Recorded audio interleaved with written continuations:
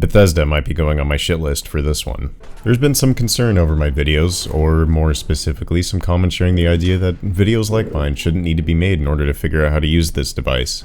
And those comments are right. Absolutely agree with that. However, it is perfectly possible for anyone just getting the controller to plug it in, pick a community configuration for Call of Duty, and then jump in 20 seconds later. But what about a game that doesn't have any community configurations? What about non-Steam games that you've added to your Steam library? Well, that's where my channel comes in. The idea behind these videos is to build a collection of varied, short tutorials so anyone who's confused or overwhelmed can just pop in, pick a playlist, and select a video that helps them set up the controller for a niche genre or game.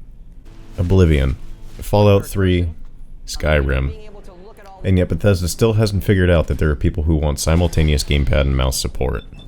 The support here is so bad there are times I'll need to restart the game if I want to switch over to a gamepad. So what does this mean for the Steam controller configurations?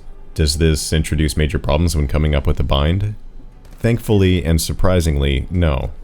The only issue with the lack of this kind of support is whatever control scheme we want to shoot for, we need to stick with for the whole configuration. Meaning, if we want to use a mouse on the trackpad, the other buttons need to be bound as a keyboard input, and only a keyboard input. No mixing and matching X input and keyboard binds here. Before you Bethesdrones gather with your proverbial pitchforks claiming this is all on Valve, it's not. Valve has already set the building blocks in place. Everything the developers need in order to support simpler control binds is already there. So this one's on you, Todd. Tell me lies, tell me sweet little lies. But let's talk about the binds themselves. I made these binds while live on my Twitch channel. Just gonna chill for a moment. You can find it here. There it is. Okay, plug over. So what's going on here? I played about 15 minutes of Fallout 4 on an Xbox controller, just to get an idea of what Bethesda likes for their control scheme, and also so we could try to make an easier transition for people coming over to the Steam controller for the first time. The Xbox uses left and right triggers for aiming and shooting, duh, bumpers for melee and VATS, and face buttons for menu navigation and our Pip-Boy. But what did I bring over from that? VATS and melee are still on the bumpers, Pip-Boy's left on the B button, but that's about it. Movement is on the left trackpad this time, and is touch-based, so set requires click to off. Sprint is bound as left shift when clicking the pad, and it feels pretty natural to do this. I've set a custom dead zone for this pad, but if you're not familiar with this term, think of it like this. With the slider set to default, there is a tiny circle in the center of the pad that doesn't send any input when your thumb is in that zone. The more we move the slider to the right, the bigger that circle gets, so play with what works best for you. Before finalizing that, however, let's look in the advanced settings option. I've set the C key to our outer ring binding. Remember that ring on the dead zone? Same principle here, but reverse. I've dropped the binding radius down significantly to bring the outer ring closer to the center of the pad. Now, I think this might be bugged for me, but binding invert means the C key will be set when inside the circle instead of outside. To help with our aiming, I've used the built-in gyro to assist with smaller corrections when swiping with the trackpad. If you're not sure of where this is, it's the atom icon in between the two grips at the bottom of the controller.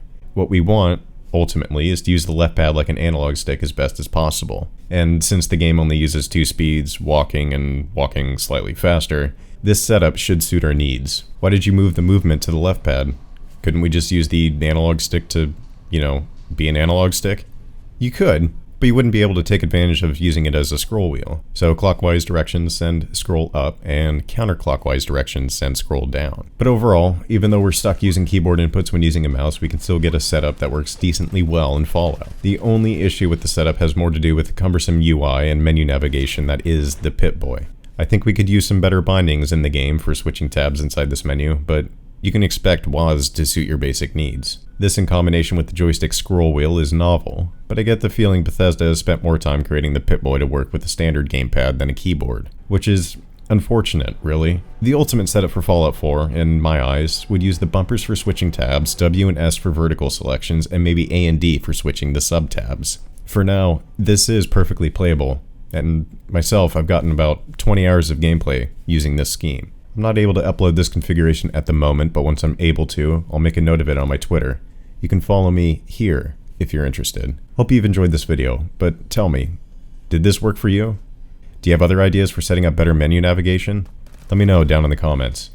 But as always, thank you for watching.